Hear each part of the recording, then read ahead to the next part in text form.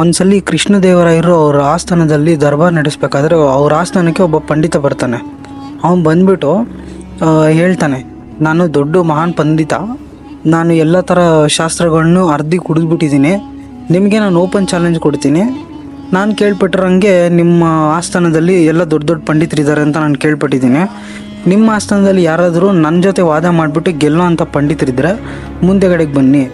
ಅಕಸ್ಮಾತ್ ಅವರೇನಾದ್ರು ನನ್ನ ಹತ್ರ ವಾದ ಮಾಡಿ ಗೆದ್ದರೆ ನಾನು ಏನೇನು ಇಷ್ಟು ದಿನ ಪಾಂಡಿತ್ಯ ನಾನು ತೊಗೊಂಡಿದ್ದೀನೋ ಅದನ್ನೆಲ್ಲ ಇವತ್ತಿಂದ ಇಲ್ಲಿಗೆ ಬಿಟ್ಬಿಟ್ಟು ನಾನು ಒಬ್ಬ ಕಾಮನ್ ಮ್ಯಾನ್ ಆಗಿ ಈಚೆಗಡೆ ಹೋಗ್ತೀನಿ. ಅಕಸ್ಮಾತ್ ನೀವೇನಾದ್ರು ಸೋತ್ರೆ ನನಗೆ ಇಡೀ ಅರ್ಧ ರಾಜ್ಯನೇ ಕೊಡಬೇಕು ಅಂತ ಕೇಳ್ತಾರೆ. ಇದನ್ನು ಕೇಳಿದ್ಮೇಲೆ ಹಂಗೆ ಕೃಷ್ಣದೇವರಾಯ ಇದು ಸಣ್ಣ ಪುಟ್ಟ ಅಂತ ಚಾಲೆಂಜ್ ಅಲ್ಲ, ದೊಡ್ಡ ಚಾಲೆಂಜೇ ಇದೆ. ಅದಕ್ಕೆ ಇವಾಗ ಕೃಷ್ಣದೇವರಾಯ ಅವ್ರ ಪಂಡಿತರುಗಳಿಗೆ ಕೇಳ್ತಾನೆ, ಯಾರು ವಾದ ಮಾಡ್ತೀರಾ ಅಂದ್ಬಿಟ್ಟು. ಎಲ್ಲ ಪಂಡಿತರು ಅವ್ನು ನೋಡಿದ್ರೆ ಮಹಾನ್ ಪಂಡಿತ ಇದ್ದಾನೆ, ಅವನು ಎಲ್ಲ ಥರ ಗ್ರಂಥಗಳನ್ನೆಲ್ಲ ಓದಿದ್ದಾನೆ. ನಾವು ಇವಾಗ ಅವ್ನ ಮುಂದೆ ಹೋಗ್ಬಿಟ್ಟು ಗೆಲ್ಲೋದಿಲ್ಲ ಅಂತ ಅವ್ರಿಗೆ ಆಲ್ರೆಡಿ ಕಾನ್ಫಿಡೆಂಟ್ ಗೊತ್ತಾಗೋಯ್ತು ಅವ್ರು ಯಾರು ಗೆಲ್ಲೋದಿಲ್ಲ ಅಂತ ಅಂದ್ಬಿಟ್ಟು. ಯಾಕಂದರೆ ಅವನು ಅಷ್ಟು ಗ್ರಂಥಗಳನ್ನೆಲ್ಲ ಓದಿರ್ತಾನೆ. ಅವರೆಲ್ಲ ಏನು ಹೇಳ್ತಾರೆ, ಕಣ್ ಬಿಟ್ಕೊಂಡು ನೋಡ್ತಾ ಇರ್ತಾರೆ ಒಬ್ರಿಗೊಬ್ರು, ಇವನ ಕೈಲಿ ಆಗಲ್ಲಪ್ಪ ಹಂಗೆ ಹಿಂಗೆ ಅಂತ. ಕೃಷ್ಣದೇವರಾಯ ಇದೇನು ಯಾರು ಮುಂದೆನೂ ಬರ್ತಾ ಇಲ್ವಲ್ಲ, ಎಲ್ಲ ಅವಲ್ಲಿ ಗಿವ್ ಅಪ್ ಮಾಡಿಬಿಟ್ಟಿದ್ದಾರೆ, ಸೊ ಇವಾಗ ಅರ್ಧ ರಾಜ್ಯ ಹೋಯ್ತಲ್ಲ ಅಂತ ಅಂದ್ಕೊಂಡು ನೋಡ್ತಾ ಇರ್ತಾರೆ. ಅಂಥ ಟೈಮ್ಗೆ ತೆನಾಲಿ ರಾಮಕೃಷ್ಣ ಎದ್ಬಿಟ್ಟು ನಾನು ವಾದ ಮಾಡ್ತೀನಿ ಅಂತ ಹೇಳ್ತಾನೆ.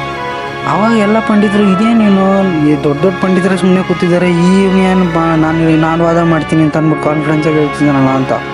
ಇದೇ ರೀತಿ ಕೃಷ್ಣದೇವರಾಯರಿಗೂ ಹಿಂಗೆ ಅನಿಸುತ್ತೆ, ಇವನು ಯಾರಪ್ಪ ಎಲ್ಲರೂ ಸೈಲೆಂಟಾಗಿದ್ದಾರೆ, ಇವನು ನಾನು ವಾದ ಮಾಡ್ತೀನಿ ಅಂತ ಇಷ್ಟೊಂದು ಕಾನ್ಫಿಡೆನ್ಸಾಗಿ ಹೇಳ್ತಿದ್ದಾನಲ್ಲ ಅಂತ.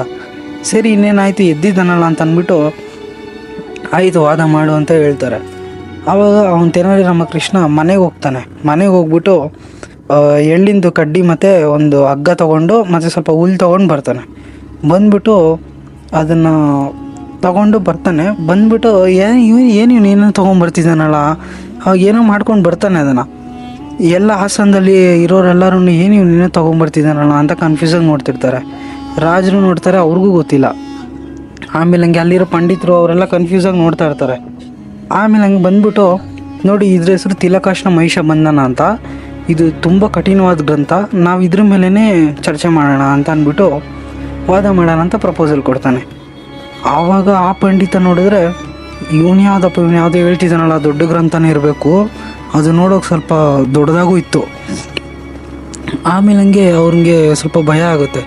ಅವನು ಆ ಗ್ರಂಥದ ಬಗ್ಗೆ ಕೇಳಿರಲ್ಲ, ಅವನು ಇಡೀ ವಿಶ್ವದಲ್ಲಿ ಎಂತೆಂಥ ಗ್ರಂಥ ಇದ್ದಾವೆ ಎಲ್ಲ ಅರ್ಧಿ ಕುಡ್ದಿದ್ದಾನೆ, ಆದರೆ ಇದೊಂದು ಗ್ರಂಥ ಮಾತ್ರ ಎಲ್ಲಿ ಮಿಸ್ ಆಗಿಬಿಟ್ಟಿದೆ ಅಂತ ಅಂದ್ಕೊಂಡು ಅವ್ನು ಯೋಚನೆ ಮಾಡ್ತಾ ಇರ್ತಾನೆ.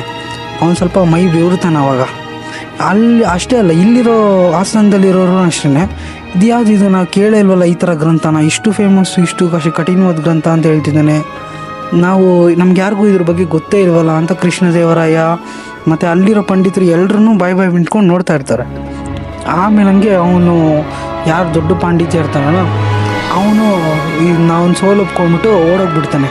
ಇಲ್ಲ ನನ್ನ ಕೈಲಾಗಲ್ಲ, ಇದು ಯಾವುದೋ ದೊಡ್ಡ ಗ್ರಂಥನೇ ಇದೆ ಅಂತ ಅಂದ್ಕೊಂಡು ಅವ್ನು ಓಡೋಗಾದ್ಮೇಲೆ ಹಂಗೆ ಇನ್ನು ಇಲ್ಲಿ ಆಸ್ಥಾನದಲ್ಲಿರೋರಿಗೆ ಎಲ್ರಿಗೂ ಒಂದು ಕಡೆ ಏನಂತಂದರೆ ನಾವು ಗೆದ್ಬಿಟ್ವಿ ಅನ್ನೋ ಒಂದು ಖುಷಿ ಇರುತ್ತೆ, ಇನ್ನೊಂದು ಕಡೆ ಇದ್ಯಾವುದು ಇದು ಗ್ರಂಥ, ಯಾರು ಓದಿಲ್ದಿರೋ ತೆನಾಲಿ ರಾಮಕೃಷ್ಣ ಹೆಂಗೆ ಓದಿದ್ದಾನೆ ಅಂತ ಅಂದ್ಬಿಟ್ಟು ಕೃಷ್ಣದೇವರಾಯ ಕೇಳ್ತಾನೆ ಯಾವುದಿದು ಗ್ರಂಥ ಅಂತ.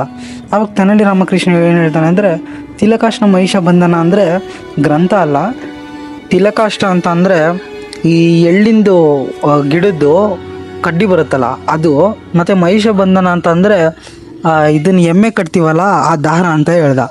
ಅದನ್ನು ಕೇಳ್ಬಿಟ್ಟು ಎಲ್ಲರೂ ಇದನ್ನು ತೋರಿಸ್ಬಿಟ್ಟು ಆ ದೊಡ್ಡ ಪಂಡಿತನಿಗೆ ಎದುರಿಸ್ಬಿಟ್ಟು ಕಳಿಸ್ಬಿಟ್ಟ ಅಂತ ಅಂದ್ಕೊಂಡು ಆಸ್ಥಾನದಲ್ಲಿ ಜೋರಾಗಿ ನಗ್ತಾರೆ. ಜೊತೆಗೆ ಈ ಇದರಿಂದ ಪ್ರಾಬ್ಲಮಿಂದ ಸಾಲ್ವ್ ಮಾಡಿದ್ದಕ್ಕೆ ಕೃಷ್ಣದೇವರಾಯ ಅವ್ನಿಗೊಂದು ಗಿಫ್ಟ್ ಕೊಟ್ಬಿಟ್ಟು ಮನೆಗೆ ಕಳಿಸ್ತಾರೆ. ನೋಡಿ, ಈ ರೀತಿ ಸಮಯ ಪ್ರಜ್ಞೆ ನಾವು ಇಟ್ಕೊಂಡಿರಬೇಕು. ಯಾವ ಸಿಚುವೇಶನ್ ಬಂದ್ರೂ ಎದುರ್ಕೊಂಡು ಇದು ಮಾಡೋದಲ್ಲ, ಅದನ್ನು ಹೆಂಗೆ ಸಾಲ್ವ್ ಮಾಡಬೇಕು, ಆ ಟೈಮ್ಗೆ ನಾವು ಹೆಂಗೆ ಅದನ್ನು ಪಾರಾಗೀಚೆ ಕಡೆ ಬರಬೇಕು ಅನ್ನೋದನ್ನು ನಾವು ಇದನ್ನು ನೋಡಿ ಕಲಿಬೇಕು.